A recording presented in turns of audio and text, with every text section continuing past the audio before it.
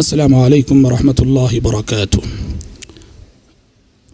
ان الحمد للہ نحمده ونستعینه ونستغفره ونعوذ باللہ من شرور انفسنا ومن سیئات اعمالنا من يهده الله فلا مضل له ومن يضلل فلا هادي له واشهد ان لا اله الا الله وحده لا شريك له واشهد ان محمدا عبده ورسوله يا أيها الذين آمنوا اتقوا الله حق تقاته ولا تموتن إلا وأنتم مسلمون يا أيها الناس اتقوا ربكم الذي خلقكم من نفس واحدة وخلق منها زوجها وبث منهما رجالا كثيرا ونساء واتقوا الله الذي تساءلون به والأرحام إن الله كان عليكم رقيبا يا أيها الذين آمنوا اتقوا الله وقولوا قولا سديدا يصلح لكم أعمالكم ويغفر لكم ذنوبكم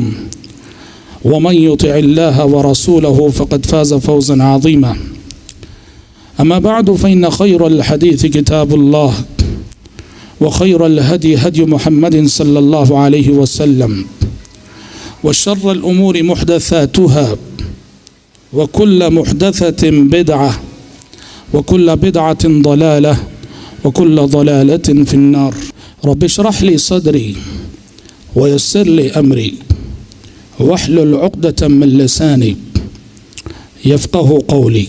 معزز شرکائے اجلاس اور پردہ نشین خواتین اسلام، میں اس موقع پر اللہ رب العزت کا دل کی گہرائیوں سے شکر ادا کرتا ہوں کہ آج سے 13 دن قبل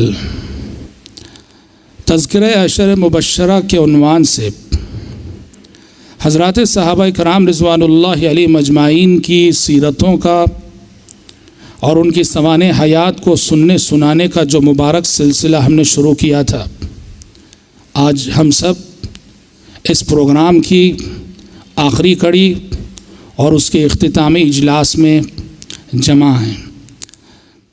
ہم نے پچھلے دنوں میں نبی کریم صلی اللہ علیہ وسلم کے وہ جلیل القدر صحابہ جنہیں دنیا ہی میں جنت کی خوشخبری سنائی گئی، ان میں سے 9 صحابہ کی سوانح حیات سنی ہے، اور آج عشرہ مبشرہ میں سے آخری صحابی حضرت سعید بن زید رضی اللہ تعالی عنہ، میں ان کی سوانح حیات لے کر آپ کی خدمت میں حاضر ہوا ہوں۔ سعید بن زید رضی اللہ عنہ، ان کا پورا نام و نسب سعید بن زید بن عمرو بن نفیل العدوی القرشی، ہجرت سے تقریباً 22 سال قبل ان کی ولادت ہوئی تھی، اور ان کا قبول اسلام مکے میں نبی کریم صلی اللہ علیہ وسلم نے دار ارقم کے نام سے ایک مرکز قائم کیا تھا، ایک دعوتی سینٹر بنایا تھا۔ تو دار ارقم کا مرکز قائم ہونے سے ذرا پہلے حضرت سعید بن زید رضی اللہ عنہ مشرف باسلام ہوئے تھے۔ حضرت سعید بن زید رضی اللہ عنہ کے تعارف میں سب سے بڑی بات یہ ہے کہ ان کے جو والد تھے، جن کے یہ فرزند ہے زید بن عمرو بن نفیل، یہ بڑی غیر معمولی شخصیت، یہ ایک بہت بڑے باپ کے بیٹے تھے۔ ان کے والد زید، ان کا شمار زمانے جاہلیت کی ان شخصیتوں میں ہوتا ہے جو اسلام سے قبل بھی، محمد صلی اللہ علیہ وسلم کی نبوت و رسالت سے قبل بھی، زمانے جاہلیت کے ماحول سے متاثر ہوئے بغیر، جنہوں نے توحید کی حقیقت کو جانا، توحید کی حقیقت کو پہچانا، جنہوں نے شرک کو غلط سمجھا، جنہوں نے بت پرستی کو غلط سمجھا۔ عرب کا وہ معاشرہ جہاں ہر طرف بگاڑ ہی بگاڑ، شرک ہی شرک، بت پرستی ہی بت پرستی، لڑکیوں کو زندہ درگور کرنا، ایسے ماحول میں زید بن عمرو بن نفیل جو حضرت سعید کے والد تھے، یہ وہ شخصیت ہے کہ جنہوں نے اپنے ایمان اور عقیدے کی حفاظت کی۔ دیکھو، انسان سلیم الفطرت انسان ہمیشہ وہ توحید کو اپنائے گا، توحید کو قبول کرے گا، اور سلیم الفطرت انسان کی فطرت کبھی شرک سے مفاہمت اور کمپرومائز نہیں کرے گی۔ حالانکہ محمد صلی اللہ علیہ وسلم ابھی نبی بن کر نہیں آئے تھے، آپ صلی اللہ علیہ وسلم کے پاس ابھی وحی کا سلسلہ شروع نہ ہوا تھا، اور ایسے ماحول میں رہتے ہوئے زید بن عمر بن نفیل توحید پہ قائم تھے۔ ان کے بارے میں آتا ہے کہ یہ اپنی سلیم و سلامت فطرت کی بنا لوگوں کو سمجھاتے تھے، نصیحت کرتے تھے، اور جانتے تھے کہ معاشرہ جو کچھ کر رہا ہے غلط ہے۔ بتوں کے نام پہ جانوروں کو ذبح کرنا، بتوں کے لیے سجدے کرنا، بتوں کے آگے جھکنا، بت پرستی، یہ سب کچھ غلط ہے۔ وہ جب کسی کو غیر اللہ کے لیے، بتوں کے لیے جانور ذبح کرتے ہوئے دیکھتے، نصیحت کرتے ہوئے کہتے الشاة خلقها الله وأنزل لها من السماء ماء وأنبت لها من الأرض كلأ ثم تذبحونها على اسم غير الله۔ حضرت زید کہتے تھے بکری اللہ نے پیدا کی، اللہ نے اس کے لیے آسمان سے پانی برسایا، اللہ نے اس کے لیے زمین سے غلہ اگایا، اللہ کی مخلوق اللہ کی پیدا کردہ غذا کھاتی رہی، اور اس کو لے جا کر تم غیر اللہ کے نام پہ ذبح کرتے ہو۔ اپنے معاشرے والوں کو نصیحت کرتے تھے، سمجھاتے تھے کہ یہ سب شرک ہے اور سب غلط ہے۔ وہ کہا کرتے تھے دینی دین ابراہیم و الہی الہ ابراہیم۔ وہ کہتے تھے کہ میرا دین وہ ہے جو ابراہیم علیہ السلام کا دین تھا، اور میرا معبود وہ ہے جو ابراہیم علیہ السلام کا معبود تھا۔ انہوں نے اہل کتاب کے علماء سے ملاقاتیں کی، کرسچنوں کے راہبوں سے ملاقاتیں کی، یہودیوں کے علماء اور احبار سے ملاقاتیں کی، دیکھا کہ ان میں بھی بگاڑ ہے، ان میں بھی شرک داخل ہو چکا ہے، اور سبحان اللہ اپنی سلامت فطرت کی بنا ظلمتوں سے گھرے ہوئے اس ماحول میں توحید کی کرن کو اور توحید کے نور کو انہوں نے جانا اور اس کو اپنایا۔ اور اتنا ہی نہیں، جب کوئی بھی شخص، آپ کو معلوم ہے کہ زمانے جاہلیت میں لڑکی کی پیدائش کو باعث نحوست سمجھا جاتا تھا، اور بے رحم باپ اپنے ہاتھوں سے اپنی بچی کو زندہ دفن کر دیا کرتے تھے۔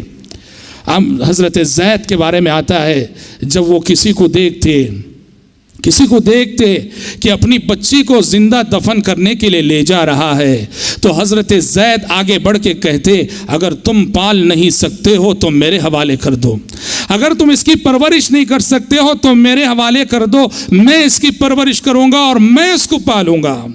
اس طرح کئی بچیوں کی جان اللہ تعالیٰ نے ان کے ذریعے سے بچائی۔ پیارے نبی صلی اللہ علیہ وسلم نے نبوت و رسالت کے بعد فرمایا تھا کہ میں نے زید بن عمر بن نفیل کو جنت میں دیکھا ہے، اور ایک حدیث میں آپ صلی اللہ علیہ وسلم نے فرمایا کہ مجھے امید ہے کہ کل قیامت کے روز یہ اکیلے امت واحدہ کی شکل میں اٹھائے جائیں گے، زید اپنی ذات میں ایک امت ہوں گے، ایک امت کی شکل میں اٹھائے جائیں گے۔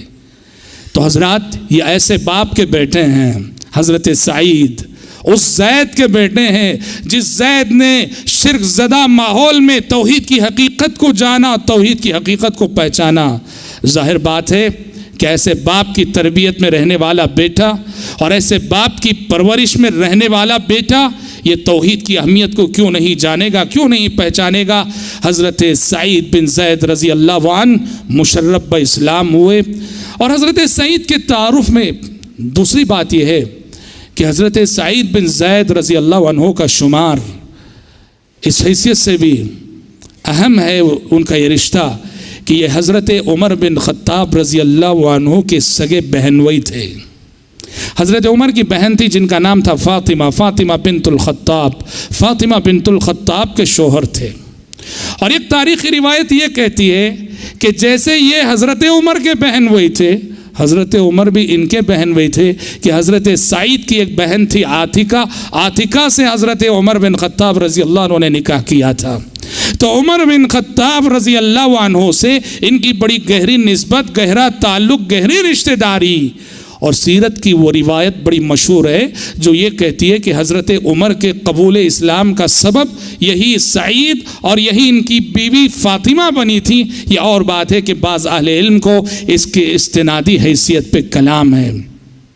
حضرت سعید بن زید رضی اللہ عنہ قبول اسلام کے بعد انہوں نے اپنی حیات اور اپنی زندگی کو خدمت اسلام کے لیے وقف کر دیا، اور خصوصاً عہد خلافت راشدہ میں جو فتوحات ہوئیں، فتوحات میں انہوں نے بڑے کارہائے نمایاں انجام دیے۔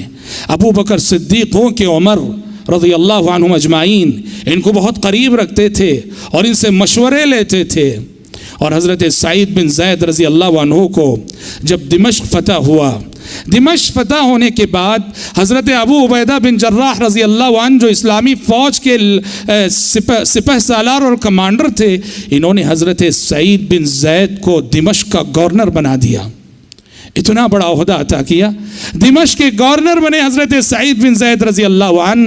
لیکن ان کی طبیعت ایسی تھی، ان کا مزاج ایسا تھا، آخرت طلبی ہمیشہ ان کی تصور میں اور ان کی آنکھوں کے سامنے آخرت ہوتی تھی۔ حضرت سعید بن زید رضی اللہ عنہ نے گورنری کے اس عہدے سے استعفیٰ دے دیا، حضرت ابو عبیدہ سے کہا کہ مجھے اس میں دلچسپی نہیں ہے، میں استعفیٰ دے رہا ہوں۔ اور یہ بہت بڑی بات ہے، کرسی کا نشہ دنیا میں سب سے خطرناک نشہ ہے، شراب میں بھی وہ نشہ نہیں ہوتا ہے، شباب میں بھی وہ نشہ نہیں ہوتا ہے جو نشہ کے کرسی اور عہدے کا ہوتا ہے۔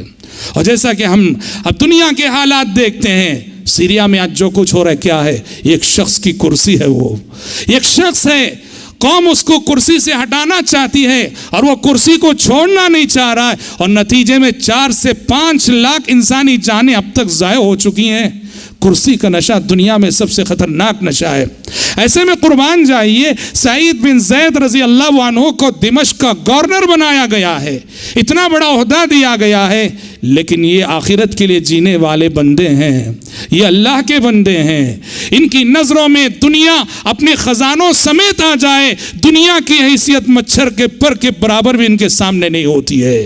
انہوں نے استعفیٰ دے دیا، کہا کہ مجھے ان عہدوں کی کوئی ضرورت نہیں، اور دمشق کی گورنری کے عہدے سے استعفیٰ دے کر ایک عام مسلمان کی طرح سے زندگی گزارتے رہے رضی اللہ عنہ وارضاہ۔ جب عمر بن خطاب رضی اللہ تعالیٰ عنہ کی شہادت ہوئی، عمر بن خطاب رضی اللہ عنہ کی شہادت کے موقع پر سعید بن زید رضی اللہ عنہ پھوٹ پھوٹ کر روئے۔ سعید بن زید رضی اللہ عنہ پھوٹ پھوٹ کر روئے، اس لیے نہیں کہ وہ ان کے رشتہ دار تھے، بلکہ اس لیے کہ وہ عمر بن خطاب رضی اللہ عنہ کی شخصیت کے وزن کو سمجھتے تھے۔ اسلام کی حفاظت کے لیے عمر بن خطاب رضی اللہ عنہ کا وجود کتنی اہمیت رکھتا ہے، اور اسلام کی جو خدمت عمر بن خطاب رضی اللہ عنہ کے دور میں ہوئی، اس کو مد نظر رکھتے ہوئے حضرت عمر کی وفات پر، شہادت پر حضرت سعید بن زید رضی اللہ عنہ کو بہت رونا آیا، بہت روئے، اور اس دن انہوں نے فرمایا تھا کہ آج اسلام کو ایک ایسا نقصان پہنچا ہے، آج عمر کی شہادت کی شکل میں اسلام کو ایک ایسا نقصان پہنچا ہے کہ قیامت تک اس نقصان کی تلافی کرنا اور بھرپائی کرنا ناممکن ہے۔ اللہ اکبر۔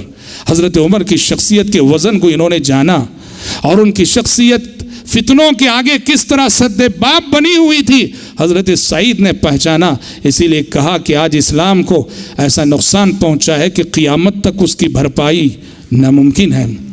حضرات اللہ والے تھے، بڑے نیک تھے، عابد اور زاہد قسم کے تھے، خود نمائی اور خود ستائی سے بہت دور تھے، اور جیسا کہ ہم نے کہا عشرہ مبشرہ میں سے ہیں، وہ صحابی ہیں یہ جنہیں پیارے نبی نے اپنی زبانی لسان نبوت نے جنت کی بشارت سنائی ہے، لیکن ان کا تواضع ملاحظہ کیجئے، ان کی انکساری ملاحظہ کیجئے رضی اللہ عنہ وارضاہ، کہ ایک مرتبہ انہوں نے وہ حدیث روایت کی جس حدیث میں پیارے نبی صلی اللہ علیہ وسلم نے اپنے 10 صحابہ کو جنت کی بشارت سنائی، وہ حدیث روایت کی، عشرہ مبشرہ کی حدیث۔ جب حدیث روایت کی 9 نام ذکر کر دیے کہ پیارے نبی نے فرمایا ابو بکر فی الجنہ وعمر فی الجنہ وعثمان فی الجنہ وعلی فی الجنہ الی آخری، 9 نام ذکر کر دیے، اور 10واں نام ذکر نہیں کیا، رک گئے۔ 10واں نام ذکر نہ کیا، رک گئے، کیوں؟ اس لیے کہ 10واں نام خود ان کا اپنا تھا، 10ویں شخصیت یہ خود تھے، بتایا نہیں، خاموش رہے کہ خود کی تعریف ہو جائے گی۔ لوگوں نے پوچھا بتائیے کہ 10ویں شخصیت کون ہے، کہ لوگ بھی جانتے تھے، لوگوں کے پوچھنے کے بعد تأمل کر کے فرمایا کہ 10ویں شخصیت خود سعید بن زید ہے۔ حضرات یہ اخلاق سیکھنے کے ہیں صحابہ سے، صحابہ کی زندگیاں اور صحابہ کی سوانح حیات اور ان کی سیرتیں جو سنائی جا رہی ہیں، بتائی جا رہی ہیں، اس لیے کہ صحابہ کی زندگیوں سے ہمیں اپنا دین معلوم ہوتا ہے، معلوم ہوتا ہے کہ مومنانہ اخلاق کیسے ہوتے ہیں، معلوم ہوتا ہے کہ مومنانہ کردار کیسا ہوتا ہے، معلوم ہوتا ہے کہ دنیا میں اعلیٰ سے اعلیٰ انسانی کیریکٹر کیسا ہوتا ہے۔ دنیا میں انسانوں کے اندر خود نمائی کا مزاج، خود کی تعریف کرنا، خود کی بڑائی بیان کرنا، میں وہ ہوں، میرا باپ وہ ہے، میرا خاندان وہ ہے۔ صحابہ سے ادب سیکھو، صحابہ سے اخلاق سیکھو، صحابہ سے تواضع سیکھو۔ اللہ اکبر، بتاؤ اس سے بڑا اعزاز کیا ہو سکتا ہے کہ پیارے نبی کی زبانی نے جنت کی بشارت ملے؟ اس سے بڑا انعام کیا ہو سکتا ہے؟ اس سے بڑی سعادت مندی کیا ہو سکتی ہے؟ اور اس سے بڑی خوش نصیبی کیا ہو سکتی ہے؟ پر کبھی انہوں نے ان باتوں پہ اترایا نہیں، کبھی غرور میں مبتلا نہ ہوئے، تواضع اور انکساری ہمیشہ حضرات صحابہ کرام کی زندگی میں رہی۔ یہ تو قرآن کی تعلیم ہے کہ قرآن نے کہا تھا فَلَا تُزَكُّوا أَنفُسَكُمْ فَلَا تُزَكُّوا أَنفُسَكُمْ هُوَ أَعْلَمُ بِمَنِ اتَّقَىٰ۔ اللہ کہتا ہے کہ اپنی پارسائی آپ بیان نہ کرو، میں بڑا متقی ہوں، میں بڑا نیک ہوں، میں فلاں ہوں، میں فلاں ہوں۔ تم کیا ہو وہ جانتا ہے، تمہیں پیدا کرنے والا جانتا ہے۔ هُوَ أَعْلَمُ بِمَنِ اتَّقَىٰ، کون صحیح معنوں میں اللہ کا تقوی رکھنے والا، اللہ سے ڈرنے والا، وہ اللہ جانتا ہے۔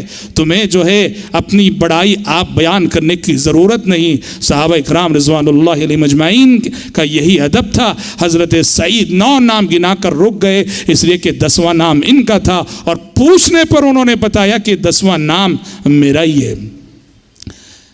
حضرت سعید بن زید رضی اللہ عنہ، جیسے ہم نے سعد بن ابی وقاص رضی اللہ عنہ کے بارے میں بیان کیا تھا، حضرت سعید بن زید کی شخصیت بھی مستجاب الدعوات تھی۔ ہم نے سعد بن ابی وقاص رضی اللہ عنہ کی سیرت میں جمعہ کے دن بتایا تھا کہ حضرت سعد بن ابی وقاص رضی اللہ عنہ وہ صحابی ہیں کہ جو مستجاب الدعوات تھے، کہ وہ جو بھی دعا کرتے تھے ان کی دعا عرش الہی کے دروازوں کو کھٹکھٹاتی تھی اور شرف قبولیت سے نوازی جاتی تھی، ان کی ہر دعا قبول ہوتی تھی۔ حضرت سعد ہاتھ اٹھائیں اگر دعا کے لیے لوگ ڈر جاتے تھے، اور جس نے انہیں ستایا ہے تکلیف دی فوراً معافی مانگ لیتے تھے۔ سعید بن زید رضی اللہ عنہ کا شمار بھی انہی خوش نصیب شخصیتوں میں ہوتا ہے جو عند اللہ مستجاب الدعوات تھے۔ ان کی دعائیں فوراً قبول ہوتی تھیں، ان کی دعاؤں کا نتیجہ فوراً نظر آتا تھا۔ مشہور واقعہ ہے اور بسند صحیح ثابت ہے کہ مروان بن حکم جب مدینے کے گورنر تھے، مروان کے زمانے کی بات ہے کہ مدینے کی ایک عورت جس کا نام تھا عروہ بنت اوس، عروہ بنت اوس نے حضرت سعید بن زید پہ یہ الزام لگایا، یہ بہتان لگایا کہ سعید بن زید نے ناحق میری زمین ہڑپ کر لی۔ اس کی زمین کے بازو ان کی زمین تھی۔ کہا کہ ناحق میری زمین میں وہ آ گئے ہیں اور میری زمین کا اتنا حصہ یہ ہڑپ کر لیے ہیں۔ اللہ اللہ، ہم نے کہا دنیا والوں کی زبانوں سے کون بچ سکتا ہے؟ دنیا والوں کے طعنوں سے کون بچ سکتا ہے؟ دنیا والوں کے الزامات سے کون بچ سکتا ہے؟ پاک باز مریم نہ بچ سکیں، پاک باز عائشہ نہ بچ سکیں، محمد الرسول اللہ نہ بچ سکے صلی اللہ علیہ وسلم، اللہ کے نیک بندے نہ بچ سکے۔ سعید بن زید جیسے جلیل قدر صحابی پر جو عشرہ مبشرہ میں سے ایک ہیں، یہ الزام لگاتی ہے دنیا کہ انہوں نے ناحق میری زمین ہڑپ کر لی ہے۔ اللہ اللہ، دل ٹوٹ گیا، رنجور ہو گئے، اور دل کو ایسا زخم لگا۔ مروان نے بلایا، اس لیے کہ قضیہ مروان کے دربار میں گیا تھا، مدینے کا گورنر تھا مروان۔ مروان نے بلایا، مروان نے بلا کے پوچھا کہ سعید کیا کہہ رہی ہے یہ عورت آپ کے بارے میں؟ مروان جانتا تھا کہ یہ سعید بن زید کیسے جلیل القدر صحابی ہیں، پھر بھی یہ قضیہ پہنچا ہے، سننا ضروری ہے۔ حضرت سعید نے بس ایک بات کہی مروان سے، کہا کہ مروان آپ ہی بتائیے، میں نے اپنے ان کانوں سے پیارے نبی کو فرماتے ہوئے سنا ہے کہ جو شخص اس دنیا میں ناحق ایک بالش زمین کسی کی ہڑپ کرے، جو شخص اس دنیا میں ناحق ایک بالش زمین کسی کی ہڑپ کرے، کل قیامت کے روز اس کے گلے میں 7 زمینوں کا طوق ڈالا جائے گا۔ ایک بالی زمین کسی کی ہڑپ کرے 7 زمینوں کا طوق اس کے گلے میں ڈالا جائے گا۔ کہا کہ مروان بتاؤ اس حدیث کو سننے کے بعد کیا تم سمجھتے ہو کہ میں ایسی جرت کروں گا کہ یہ دوسرے کا مال ہڑپ کرنے کی اور عورت کی جائیداد پہ قبضہ کرنے کی میں جرت کروں گا؟ مروان نے کہا کہ سعید اس سے بڑھ کر میں آپ سے کچھ نہیں پوچھوں گا، آپ نے یہ حدیث سنا دی، میں اس سے بڑھ کر آپ سے ثبوت نہیں مانگوں گا۔ یہ آپ کا تقوی، آپ کی زندگی، آپ کا کردار اور جو حدیث آپ نے سنائی یہ آپ کی پاک دامنی کا سب سے بڑا ثبوت ہے۔ دل ٹوٹ گیا تھا، دل ٹوٹ گیا تھا، آہ نکل گئی۔ وہی کھڑے کھڑے حضرت سعید نے کہا اے اللہ، اللہم ان کانت کاذبۃ، اگر یہ عورت جھوٹی ہے اور جان بوجھ کر جھوٹ کہہ رہی ہے، فاعمی بصرہا، اے اللہ اس عورت کی بینائی چھین لے، اس عورت کی بینائی چھین لے، وقتلھا فی ارضھا، اور اسے اسی کی زمین میں مار دے۔ راوی حدیث کہتے ہیں 1 مہینہ گزرا صرف کہ اس عورت کی بینائی چھن گئی، 1 مہینہ گزرا صرف اس عورت کی بینائی چھن گئی۔ اور ہوا یہ کہ وہ جب نابینا ہو گئی تو ایک مرتبہ اپنی کسی ضرورت کے لیے گزر رہی تھی، وہی زمین جس زمین کے بارے میں اس نے دعویٰ کیا تھا کہ سعید نے ناحق ہڑپ کی ہے، اس زمین میں ایک گڑھا تھا، اس گڑھے میں گری اور گر کر وہیں انتقال کر گئی۔ اتقی دعوت المظلوم فإنه ليس بينها وبين الله حجاب، زندگی میں مظلوم کی آہوں سے بچو، مظلوم کی بددعا سے بچو، مظلوم کی آہوں اور اللہ کے درمیان کوئی حجاب نہیں ہوا کرتا، کوئی رکاوٹ نہیں ہوا کرتی۔ آپ مظلوم سے یہ نہ کہو کہ وہ کیوں بددعا کر رہا ہے، ظالم سے کہو کہ وہ کیوں ظلم کر رہا ہے۔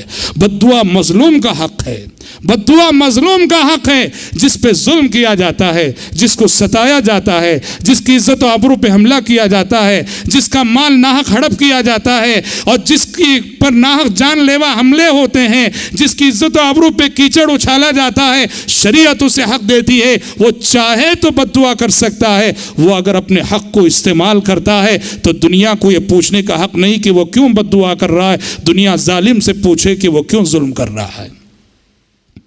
سعید بن زید رضی اللہ عنہ کی دعا قبول ہوئی اور وہ عورت نابینائی چھن گئی اور اسی زمین کے گڑھے میں گر کر جو ہے مر گئی۔ یاد رکھو میرے بھائیو، دنیا میں کبھی بھی آپ صاحب اثر و رسوخ ہو، آپ صاحب اثر و رسوخ ہو، آپ کی بات چلتی ہو، آپ کو ہنر آتا ہو، آپ صاحب کمال ہو، اپنے اثر و رسوخ کا غلط استعمال نہ کرنا، اپنے اثر و رسوخ کی بنا ناحق کسی کی عزت و آبرو پہ حملہ نہ کرنا، اپنے اثر و رسوخ کی بنا ناحق کسی کی جائیداد پہ قبضے نہ کرنا، اپنے اثر و رسوخ کی بنا ناحق کسی کو مقدمات میں اور کیسوں میں نہ پھنسانا، اپنے اثر و رسوخ کی بنا ناحق کسی کی ذات کو نقصان نہ پہنچانا۔ اس لیے کہ جب ہم ظالم بن جاتے ہیں تو ہمارے پاس کتنی بڑی طاقت کیوں نہ ہو، بڑی سی بڑی طاقت رکھ کر بھی ہم کمزور ہو جاتے ہیں، اس لیے کہ ہم ظالم ہیں۔ اور جو مظلوم ہے جسے ہم کمزور سمجھ رہے ہیں، وہ بھلے سے کتنا کمزور کیوں نہ ہو، وہ جو ہے بڑا طاقتور ہے کہ اس کے پاس آہ کی شکل میں، بددعا کی شکل میں ایک ایسا ہتھیار ہے کہ جو ظالم کے خرمنوں کو جلا کر کبھی بھی خاکستر کر سکتا ہے۔ تو مستجاب الدعوات شخصیت تھی، ان کی دعائیں شرف قبولیت سے نوازی جاتی تھیں رضی اللہ عنہ وارضاہ۔ اور آخری بات جو حضرت سعید بن زید رضی اللہ عنہ کے تعلق سے مجھے کہنی ہے کہ ایک سوال پیدا ہوتا ہے ذہن میں کہ جب عمر بن خطاب رضی اللہ عنہ شہید ہو رہے تھے، چھرا گھوم دیا گیا تھا اور حضرت عمر سے کہا گیا کہ اپنے بعد آپ کسی کو خلیفہ بنا جائیے، تو حضرت عمر نے کیا کہ 6 افراد کی کمیٹی بنائی، کہا کہ میرے بعد خلیفہ ان 6 افراد میں سے کوئی ایک ہوگا، طلحہ بن عبید اللہ، زبیر بن عوام، سعد بن ابی وقاص، عبد الرحمن بن عوف، عثمان بن عفان، علی بن ابی طالب رضی اللہ عنہ اجمعین۔ کہا کہ میرے بعد خلیفہ ان 6 افراد میں سے کوئی ایک ہوگا، یہ 6 افراد کی کمیٹی ہے، یہ جو ہے بیٹھیں گے اور بیٹھ کے مشورہ کریں گے، مشورہ کر کے اپنے میں سے کسی کو خلیفہ بنا لیں گے۔ یہاں ایک سوال پیدا ہوتا ہے، یہ 6 افراد ان کا انتخاب اور ان کا سلیکشن کس لیے کیا حضرت عمر نے؟ اس لیے کہ عشر مبشرہ میں سے 6 بھی جو ہے عشر مبشرہ میں سے ہیں۔ ابو بکر عمر تو جا چکے اور یہ 6 8 ابو عبیدہ بن جراح رضی اللہ عنہ، ابو عبیدہ بن جراح تو حضرت عمر کے زمانے خلافت میں طاعون میں شہید ہو چکے، کل جیسے بتایا گیا تھا. اور ایک زندہ تھے 7ویں شخصیت سعید بن زید. سوال یہ ہے کہ جب سعید بن زید بھی عشرہ مبشرہ میں سے ہیں، کیا وجہ ہے کہ حضرت عمر بن خطاب رضی اللہ عنہ نے خلافت کے لیے جو کمیٹی نامزد کی اس میں جتنے 6 عشرہ مبشرہ کے صحابہ کو نامزد کیا، متعین کیا، اور سعید بن زید کو چھوڑ دیا، حالانکہ ان کا شمار بھی عشرہ مبشرہ میں سے ہے؟ بھائیو، یہ حضرت عمر کا انصاف تھا، یہ حضرت عمر کا احتیاط تھا. سعید بن زید وہ جانتے تھے کہ اس عہدے کے حقدار ضرور ہیں، وہ جانتے تھے، اور ان کی صالحیت، ان کے تقوی کو بھی جانتے تھے، پر حضرت عمر نے اس کمیٹی میں ان کو اس لیے نامزد نہیں کیا. وہ حضرت عمر کے رشتہ دار تھے، حضرت عمر کے بہنوئی تھے. دنیا یہ نہ کہے کہ عمر نے جو ہے خلافت کے لیے اپنے بہنوئی کا نام لیا اور اپنے بہنوئی کو نامزد کیا. اللہ اکبر. اقربا پروری سے اتنا دور تھے، اتنا احتیاط کرتے تھے حضرت عمر. اور ہم پہلے ہی بتا چکے ہیں سیرت فاروقی پہ جب ہم نے بحث کی تھی کہ لوگوں کی زبانی خلافت کے لیے حضرت عمر کے بعد ابن عمر کا نام آ رہا تھا. لوگ ابن عمر کا نام لے رہے تھے کہ آپ کے بعد سب سے موزوں شخصیت تو آپ کے فرزند ابن عمر ہیں. حضرت عمر کانپ اٹھے تھے، کام گئے تھے. کہا کہ میرے بعد یہ بوجھ میرے بیٹے اور میرے فرزند پہ آ رہا ہے. لوگوں کی نظروں میں ابن عمر کی اہمیت کو گھٹانے کے لیے کہ کہیں ابن عمر پہ یہ بار گراں نہ رکھ دیا جائے، یوں کہا کہ جس شخص کو بیوی کو طلاق دینا نہیں آیا وہ خلافت کی یہ ذمہ داری کہاں سے نبھا سکے گا؟ اللہ اکبر. رضی اللہ عنہ وارضاہ. تو حضرات یہ بنیادی وجہ تھی جس کے سبب حضرت عمر بن خطاب رضی اللہ عنہ سعید بن زید رضی اللہ عنہ کے کردار کی عظمت کے قائل رہتے ہوئے بھی خلافت کے لیے جو کمیٹی انہوں نے تجویز کی اس میں حضرت سعید کا نام انہوں نے پیش نہیں کیا. ایک مثالی زندگی گزارنے کے بعد حضرت سعید بن زید رضی اللہ تعالیٰ عنہ مدینے میں سن 50 پر 1 ہجری میں وفات پائی انہوں نے. اور وفات کے وقت ان کی عمر تھی 70 سے زائد، 73 سال سے کچھ زائد ان کی عمر تھی. اور سعد بن ابی وقاص رضی اللہ تعالیٰ عنہ نے ان کی نماز جنازہ پڑھائی، اور مدینہ ہی میں جو بقیع قبرستان ہے وہیں حضرت سعید بن زید رضی اللہ عنہ کو دفن کیا گیا. ایک مثالی زندگی اس طرح جو ہے حضرت سعید بن زید رضی اللہ تعالیٰ عنہ کی ختم ہوتی ہے. حضرات الحمدللہ کہ ہم حضرت سعید بن زید رضی اللہ عنہ کی سوانح حیات جب ختم ہوتی ہے تو ہمارا یہ پروگرام جو تذکرہ عشرہ مبشرہ کے عنوان سے منعقد کیا گیا تھا، ہمارا یہ پروگرام بھی اختتام کو پہنچ رہا ہے. میں اس موقع پر سب سے پہلے اللہ رب العزت کا شکر ادا کرتا ہوں کہ اس کی توفیق، اس کی مدد اور اس کی تائید سے ہی یہ ممکن ہو سکا کہ ہم عشرہ مبشرہ کے عنوان سے یہ پروگرام اور اس پروگرام کا یہ کامیاب سلسلہ منعقد کر سکیں. الحمدللہ سال گزشتہ اسی مقام پر اور اسی مسجد میں ہم نے سیرت نبوی، سیرت رسول صلی اللہ علیہ وسلم پر 23 محاضرات سنے تھے. 23 محاضرات میں سیرت رسول صلی اللہ علیہ وسلم کو مکمل کیا تھا. شکر ہے رب العالمین کا جس نے سیرت رسول صلی اللہ علیہ وسلم کے بعد نبی کریم صلی اللہ علیہ وسلم کے عظیم اور جلیل القدر صحابہ میں سے 10 عظیم صحابہ جنہیں دنیا میں جنت کی بشارت سنائی گئی تھی، ان صحابہ کی زندگیوں کے حوالے سے مفید معلومات حاصل کرنے کی اس نے جو ہے توفیق بخشی. جیسا کہ ہم نے کہا صحابہ کی زندگی کو پڑھنا، صحابہ کی زندگی کو سننا اور سنانا یہ حقیقت میں دین سیکھنے کے مترادف ہے.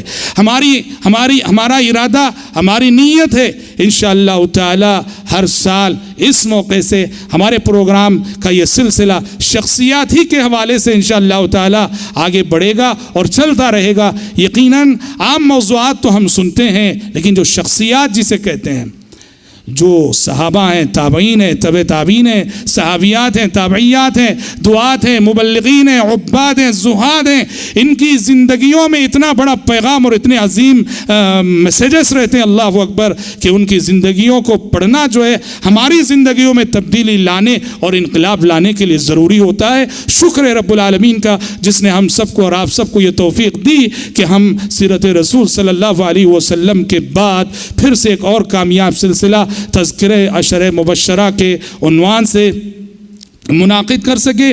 میں اس موقع پر مسجد خلیل اللہ آٹی نگر کے تمام ہی ذمہ داران اور اسلامک انفارمیشن سینٹر کے تمام ہی ذمہ داران اور ضلعی جمعیت اہل حدیث بنگلور کے تمام ہی ذمہ داران کا تہہ دل سے شکر ادا کرتا ہوں کہ انہوں نے اس پروگرام کو بہتر سے بہتر انداز میں چلانے کے لیے جن جن انتظامات کی ضرورت تھی بہترین انتظامات انہوں نے فراہم کیے۔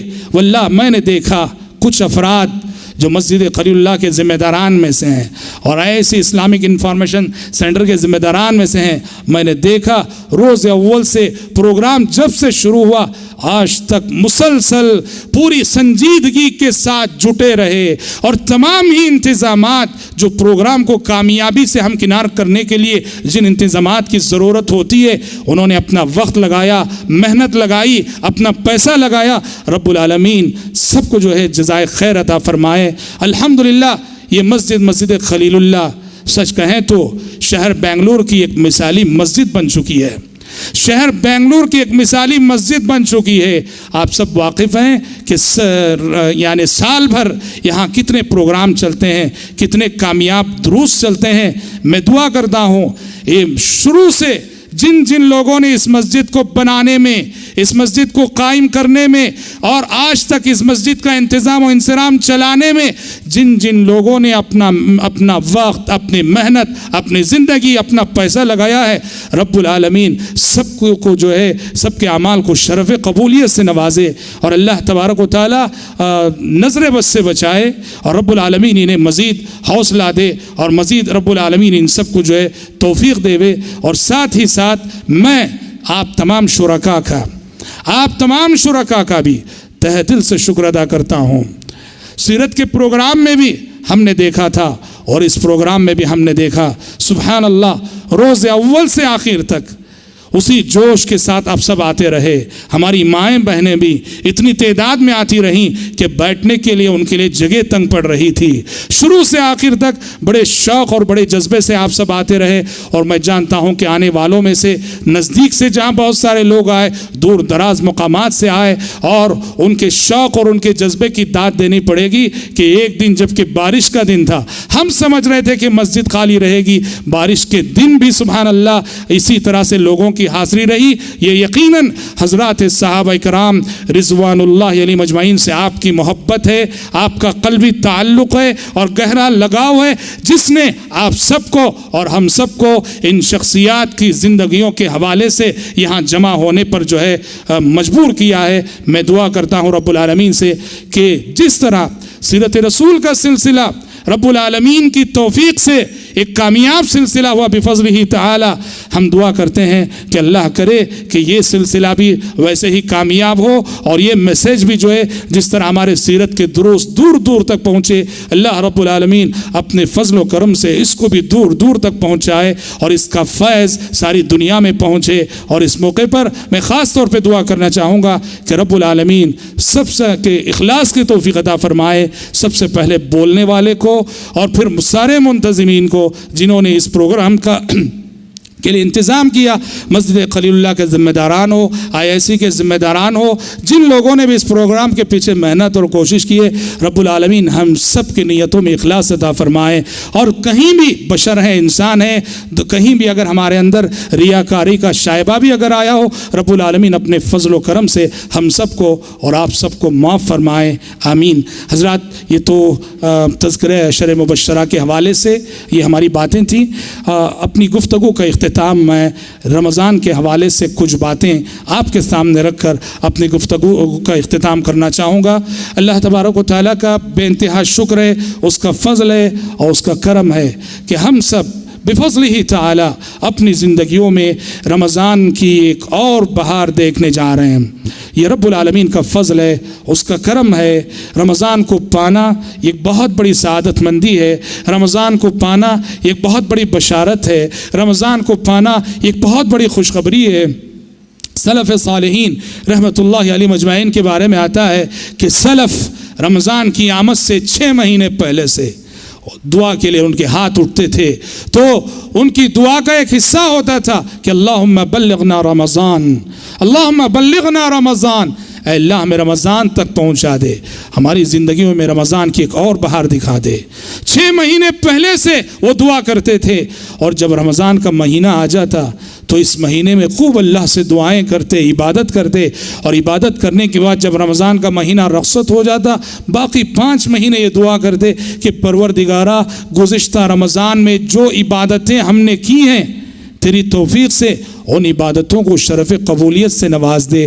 گویا سلف کی زندگی یہ بتاتی ہے، سلف کا نمونہ یہ بتاتا ہے، ان کا پورا سال رمضان کی جستجو میں گزرتا تھا، رمضان کے شوق میں گزرتا تھا، رمضان کے ذوق میں گزرتا تھا، رمضان کی تڑپ میں گزرتا تھا، اور رمضان کی لگن میں گزرتا تھا۔ اور میرے بھائیوں، وہی رمضان بحمد اللہ اور ثم بفضل اللہ ہمارے سامنے بالکل ہم پر سایہ فگن بہت جلد ہونے والا ہے۔ پتہ نہیں سعودی عرب میں آج اب تک اگر 29 تاریخ تھی، شاید سعودی عرب میں چاند نظر آ چکا ہو تو آج وہاں پہلی تراویح ہوگی، اور کل وہاں پہلا روزہ ہوگا، اور کل ہمارے پاس 29 شعبان ہے، کل چاند دیکھا جائے گا، اور چاند دیکھ کر انشاءاللہ تعالی تراویح کا آغاز ہوگا۔ بھائیوں، اس موقع سے میں سب سے پہلی نصیحت آپ سب کے لیے اور میرے اپنی ذات کے لیے، ہم اپنی نیتوں کی اصلاح کریں، عزم کریں، ارادہ کریں۔ اللہ کی توفیق اس وقت شامل حال ہوتی ہے جب بندہ سچا عزم کرتا ہے، سچا ارادہ کرتا ہے۔ عزم کس چیز کا کرنا ہے؟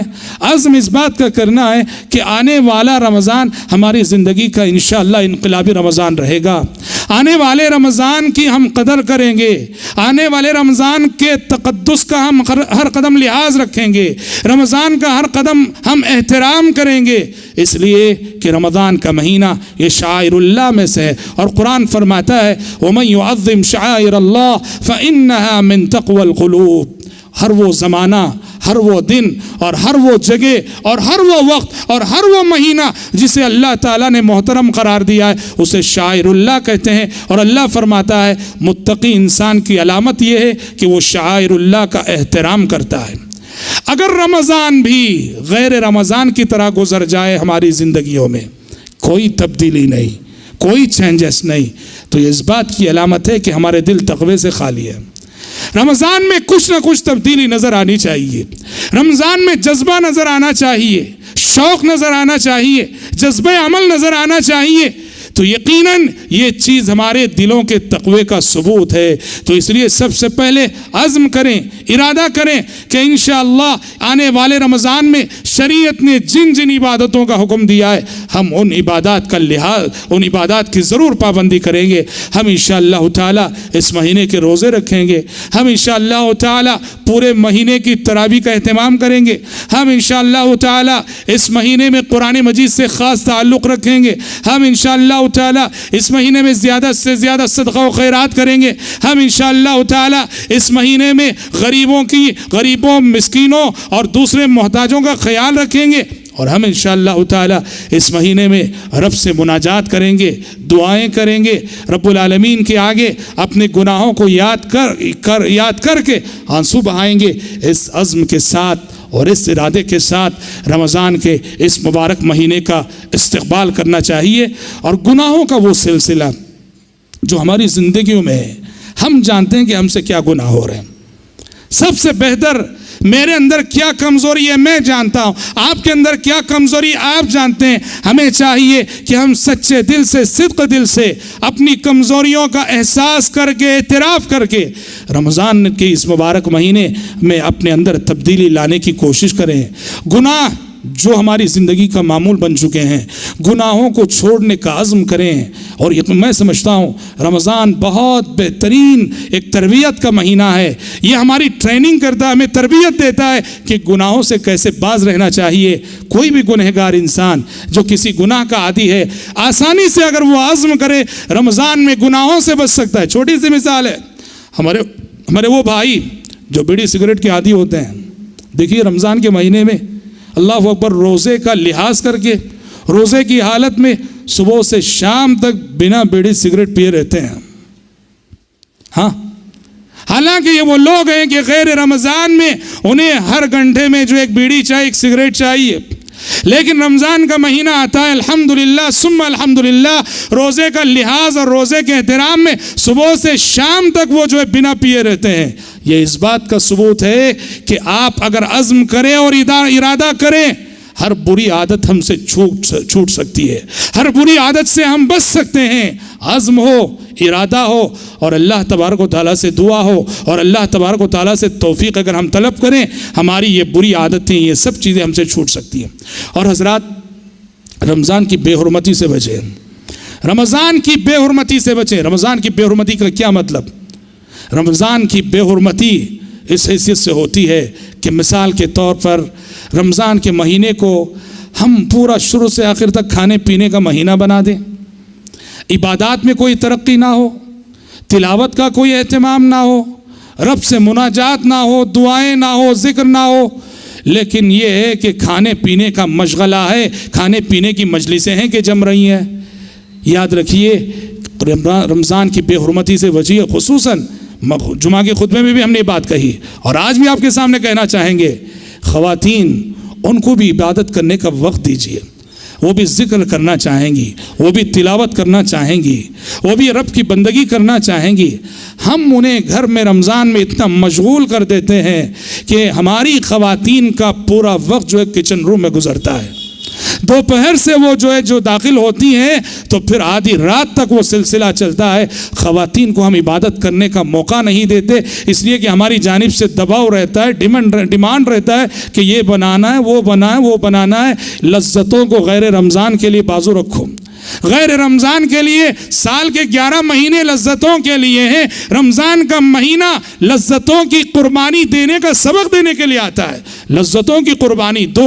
ہم یہ نہیں کریں کہ رمضان میں اچھا کھانا پینا نہیں چاہیے, ایسی بات نہیں ہے, کھاؤ پیو, لیکن اللہ نے کہا وَكُلُوا وَاشْرَبُوا وَلَا تُسْرِفُوا, کھاؤ پیو اور اسراف نہ کرو. ایسا کھانا, ایسا پینا جس سے ہماری عبادتیں متاثر ہوں, جس سے ہمارے روزے متاثر ہوں, جس سے ہماری تراویح متاثر ہو. ضیافتوں میں جا رہے ہیں, دعوتوں میں جا رہے ہیں, اور دعوتوں میں جانے کی وجہ سے تراویح چھوٹ رہی ہے, مناسب نہیں ہے. دعوتوں میں جانے کی وجہ سے قیام اللیل چھوٹ رہا ہے, مناسب نہیں ہے. رمضان بھائیو عبادت کا مہینہ ہے. سلف صالحین رحمۃ اللہ علیہ مجمعین کے بارے میں تو آتا ہے کہ سلف صالحین رحمۃ اللہ علیہ مجمعین رمضان کا مہینہ جب شروع ہوتا اپنے تعلیم اور درس کے حلقے بند کر دیتے تھے. جن حلقوں میں قرآن کی تعلیم ہوتی تھی, جن حلقوں میں درس حدیث ہوتا تھا, جن حلقوں میں درس فقہ ہوتا تھا, جن حلقوں میں درس عقیدہ ہوتا تھا, رمضان کیا آیا کہ ایک مہینے کے لیے سارے حلقے بند کر دے کہ عبادت کا مہینہ آ چکا ہے. سال کے 11 مہینے تعلیم و تعلم کے لیے ہیں, یہ عبادت کا مہینہ ہے. ہمارا زیادہ سے زیادہ وقت عبادت میں گزرنا چاہیے. تو لہٰذا اس مہینے میں عبادات سے دل لگائیے, دل کھول کر عبادت کیجیے. اور خاص طور پر ایک بات بطور نصیحت, یہ صرف مسجد خلیل اللہ کے لیے نہیں, اور بات ہر جگہ کے لیے, ہر مسجد کے لیے, کہ رمضان کی جو بے حرمتی کا ایک بہت بڑا مظہر ہماری مسجدوں میں جو دیکھنے کو ملتا ہے وہ ہے اعتکاف. دیکھو اعتکاف ایک عبادت ہے, اور اس عبادت کی اصل روح کیا ہے جانتے ہیں؟ اس عبادت کی اصل روح تنہائی ہے, کہ انسان دنیا جہاں سے اپنے تعلقات کو ختم کر کے, اپنے رشتہ داروں, اپنے بیوی بچوں سے الگ تھلگ ہو کر, تجارت و کاروبار کے جھمیلوں سے الگ تھلگ ہو کر 10 دنوں کے لیے اللہ کے گھر میں جو ہے تنہائی میں اس کی بندگی اور اس کی عبادت کرتے ہوئے وقت گزارتا ہے. یہی وجہ ہے کہ پیارے نبی صلی اللہ علیہ وسلم کے بارے میں آتا ہے, سنت ہے, مسجد کے اندر آپ ٹینٹ لگاتے تھے, خیمہ لگاتے تھے, تاکہ ہماری نظر کسی پہ نہ پڑے, کوئی ہمیں نہ دیکھے. اعتکاف کی اصل خصوصیت ہے تنہائی, تنہائی کی عبادت. آج اعتکاف کا شوق اور جذبہ تو خوب پایا جاتا ہے, सैकड़ों लोग, क्या ख़वातीन और क्या मर्द एतिकाफ़ के लिए आते हैं, लेकिन हम अपनी आंखों से देख रहे हैं और यहाँ भी सुन रहे हैं, जहाँ भी एतिकाफ़ हो रहा है सुन रहे हैं, एतिकाफ़ के नाम पर बड़ी बेहुरमती हो रही रमज़ान की, एतिकाफ़ के नाम पर बड़ी बेहुरमती हो रही इबादत की, एतिकाफ़ के नाम पर बड़ी बेहुरमती हो रही मस्जिदों की।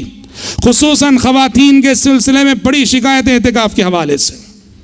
सब मिल के बैठ जाना, सब मिल के जमा होना, जैसे कोई मीटिंग हो रही हो, मशवरे हो रहे हो, तन्हाई नाम को भी नहीं होती है। गलत है ये बात। और फिर उससे बुरी बात यह है कि एतिकाफ़ में कोई शख्स बैठा है, कोई खातून बैठी है, पूरा ख़ानदान आ रहा है उससे मिलने के लिए, पूरा ख़ानदान आ रहा है उससे मिलने के लिए, कभी फ़लाँ रिश्तेदार, कभी फ़लाँ रिश्तेदार। और फिर एतिकाफ़ में बैठी हुई ख़वातीन, हम ये नहीं कहते कि देखो जब बात आ रही है तो सब मुराद नहीं होते, हम मानते हैं यक्का दुक्का अल्लाह की बंदियां ऐसी होंगी और यक्का दुक्का अल्लाह के बंदे यकीनन ऐसे होंगे जो एतिकाफ़ को एतिकाफ़ की तरह करते होंगे, लेकिन मेजॉरिटी की बात हम कर रहे हैं कि मेजॉरिटी और अक्सरियत को देखा जा रहा है कि वो एतिकाफ़ की हुर्मत का लिहाज नहीं रखते, मस्जिदों की हुर्मत का लिहाज नहीं रखते। एतिकाफ़ की जगह चोरियाँ होती हैं, एतिकाफ़ की जगह चोरियाँ होती हैं। अच्छा, मोबाइल आ गया है, मोबाइल के ज़रिए से एतिकाफ़ में बैठे मर्द हजरात कारोबार कर रहे हैं मोबाइल के ज़रिए से फ़ोन करके, और ख़वातीन हैं कि मोबाइल के ज़रिए से सारे रिश्तेदारों से बात कर रहे हैं। तन्हाई कहाँ चली गई, इबादत कहाँ चली गई? एतिकाफ़ खालिसतन लिवजहिल्लाह। और इससे गलत बात यह है जो हमने पिछले सालों में सुनी कि बाज़ ख़वातीन अपनी नौजवान और गैर शादीशुदा लड़कियों को एतिकाफ़ में बिठाती हैं और साफ कहती है, नीयत ये होती है एतिकाफ़ में हमारी बच्चियाँ हम बैठेंगी तो अच्छे रिश्ते आएंगे। रिश्तों के लिए याद रखो, इस्लाह नीयत बहुत ज़रूरी है। नीयत में ज़रा भी खोट हो, फसाद हो, ऐसा एतिकाफ़ करने से बेहतर है कि आप ना करें। आपने वो हदीस सुनी है, बारहा सुनी है, हर रमज़ान में सुनते हैं। प्यारे नबी सल्लल्लाहु अलैहि वसल्लम ने एतिकाफ़ के लिए खीमा लगाया, अपना टेंट मस्जिद में लगाया। एक उम्मुल मोमिनीन ने देखा कि आप सल्लल्लाहु अलैहि वसल्लम ने अपना टेंट लगाया है, वो उम्मुल मोमिनीन आई, उन्होंने अपना टेंट लगाया। उन्हें देखकर दूसरी उम्मुल मोमिनीन आई, उन्होंने अपना टेंट लगाया। उन्हें देखकर तीसरी उम्मुल मोमिनीन आई, उन्होंने अपना टेंट लगाया। प्यारे नबी आए, देखा मुसलसल कई खीमे लगे आपके खीमे के बाजू। पूछा ये सब टेंट किसने लगाए है?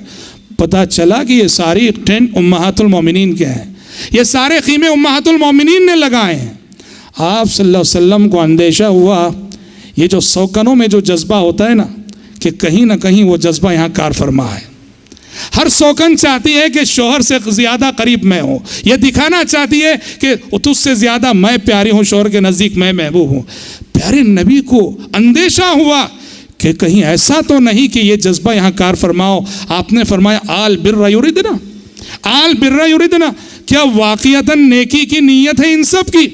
आप सल्लल्लाहु अलैहि वसल्लम को जब ये अंदेशा लाई तो आपने हुक्म दिया सारे टेंट निकालो, सारे खीमे निकाल दिए गए, खुद आप सल्लल्लाहु अलैहि वसल्लम का खीमा भी निकाल दिया गया। और उस रमज़ान में आपने एतिकाफ़ी छोड़ दिया, एतिकाफ़ी तर्क कर दिया, न खुद किए और न उम्महातुल मोमिनीन को करने दिया। क्यों? इसलिए कि फसादे नीयत का शाइबा था सिर्फ। हालांकि उम्महातुल मोमिनीन से वो बात तसव्वुर नहीं की जा सकती, लेकिन आप सल्लल्लाहु अलैहि वसल्लम ने उम्मत को दर्स देना चाहा, जहाँ फसादे नीयत का ज़रा भी शाइबा है वहाँ जो है ऐसे एतिकाफ़ से बचो। अल्लाह के लिए बंदे इबादत करना हो, एतिकाफ़ की इबादत हो या कोई भी इबादत हो, खालिसतन लिवजहिल्लाह, अल्लाह की खुशनुदी और अल्लाह की रज़ा के लिए करना चाहिए, कोई और मकसद नहीं होना चाहिए। तो लिहाजा मैं दरख्वास्त करना चाहूँगा आप सब से, हमारी माँओं बहनों से, कि अगर आप एतिकाफ़ करती हैं खालिसतन लिवजहिल्लाह करें और सारे इरादे और सारे मकासद जो हमारी नीयतों में खोट पैदा करते हैं उससे बचें और अल्लाह तबारक व तआला से इखलास की तौफीक मांगे। मैं दुआ करता हूँ कि अल्लाह तबारक व तआला हम सबको, आप सबको आने वाले इस रमज़ान में ज़्यादा से ज़्यादा रब की बंदगी करने की तौफीक अता फ़रमाए, ज़्यादा से ज़्यादा अल्लाह की इबादत करने की तौफीक अता फ़रमाए। रब्बुल आलमीन हम सबको हर कदम रमज़ान के तक़द्दुस और रमज़ान के एहतराम का लिहाज रखने की तौफीक अता फ़रमाए। अल्लाह रब्बुल आलमीन हमारे अंदर जो कमज़ोरी और जो गुनाह हैं जिनके हम आदी हो चुके हैं, रब्बुल आलमीन अपने फ़ज़ल व करम से वो तौफीक और वो हौसला दे कि ہم خود کی اصلاح کر سکیں۔ اللہ کرے کہ آنے والا یہ رمضان ہماری اور آپ کی زندگیوں کا ایک انقلابی رمضان ثابت ہو جائے، آمین ثم آمین۔ پھر سے ایک اور مرتبہ تذکرہ عشر مبشرہ کے عنوان سے منعقد یہ سلسلہ جو بڑی کامیابی سے اختتام کو پہنچا ہے، میں اللہ رب العزت کا شکر ادا کرتا ہوں، مسجد خلیل اللہ اور IIC کے ذمہ داروں کا شکر ادا کرتا ہوں، اور آپ تمام شرکاء اور ماؤں بہنوں کا شکر ادا کرتا ہوں۔ یقیناً آپ سب نے حضرات صحابہ کرام رضوان اللہ علیہم اجمعین سے غیر معمولی محبت کا ثبوت دیا ہے اور غیر معمولی قلبی تعلق کا ثبوت دیا ہے۔ رب العالمین صحابہ سے ہماری اس محبت کو قبول فرمائے، آمین۔ وآخر دعوانا ان الحمد للہ رب العالمین، والسلام علیکم ورحمۃ اللہ وبرکاتہ۔